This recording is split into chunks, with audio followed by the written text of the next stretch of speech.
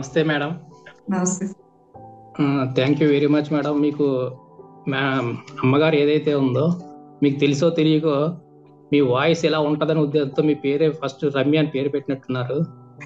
అద్భుతమైన పేరు పెట్టారు ఒకటి. నెక్స్ట్ రెండోది ఏంటంటే ఆశా గారు అతి చిన్న వయసులో ఇటువంటి యాక్టివిటీస్లోకి వచ్చి ఒక గ్రూప్ని కోఆర్డినేట్ చేయడం కానీ ఇటువంటి లీడర్షిప్ క్వాలిటీస్ అన్ని బాగా అలవాటు చేసుకుంటున్నారు.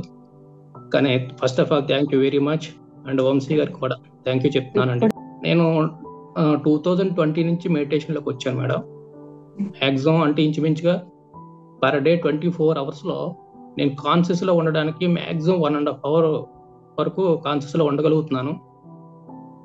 కానీ ఇప్పుడైతే మీ దగ్గరికి వచ్చినప్పుడు ఈ ఓపెన్ అప్ అనేది చేయడం అలవాటు చేసుకున్నాము. అది చేసేటప్పుడు ప్రతిసారి ఏం చేస్తున్నానంటే ఓపెన్ అప్ చేసినప్పుడల్లా శ్వాస మీద ధ్యాస పెడుతున్నాను.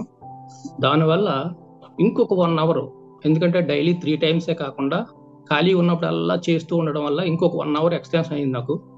అది నా జీవితంలో మంచి అవకాశం ఇది. ఎందుకంటే కాన్షియస్లో ఉంటేనే మన సబ్ కాన్షియస్ మైండ్కి ఏదైనా అలవాటు చేయగలం, లేకపోతే మనం అలవాటు చేయలేము. అదేవిధంగా ఇంతకుముందు కూడా మనకు ఆలోచనలు వచ్చేటప్పుడు తెలియకుండానే మనం ఆలోచనలు ఏవొచ్చా గమనించేవారం కాదు. కానీ ఇప్పుడు ఏమవుతుందంటే ఆలోచన వచ్చేసరికి కరెక్ట్గా ఓపెన్ అప్ అనేది మనకి ఐడియా వచ్చేస్తుంది టక్మని. దాంతో ఆ ఆలోచన ఏంటి, అది ఉంచాలా లెట్ ఇట్ గో చెప్పాలా అనేది తెలుస్తుంది. ఇది చాలా బాగా గమనించాను. ఎందుకంటే జనరల్గా అందరూ అంటారు, అంటే ఇప్పుడు ఈ చిన్న చిన్న మిరాకిల్స్ అనేవి కాదు, నా విజన్స్ వేరుగా ఉన్నాయి. అందుకే 4 ఇయర్స్ నుంచి నేను ఎక్కడెక్కడ సబ్ కాన్షియస్ మైండ్ గురించి మాత్రమే నేను ఎక్కడైనా రీసెర్చ్కి సంబంధించి చూస్తున్నాను.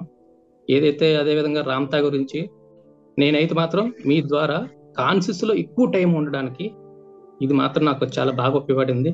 Thank you very much madam. Thank you. Thank you, sir. Thank you. Thank you ASHA.